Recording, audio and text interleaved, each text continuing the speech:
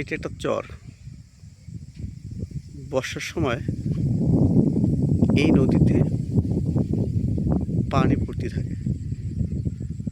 এখন এই নদীর যে অবস্থা, তাতে নৌকা চলতে কঠিন হয়। এ জায়গা থেকে এপার থেকে হেঁটে ওপারে যাওয়া যায়।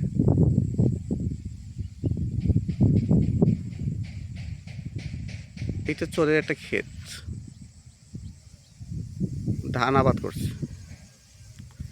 চরের জমি খুব উর্বর, যাই আবাদ করে সুন্দর হয়। সারের খরচ খুব কম, সার খুব কম লাগে।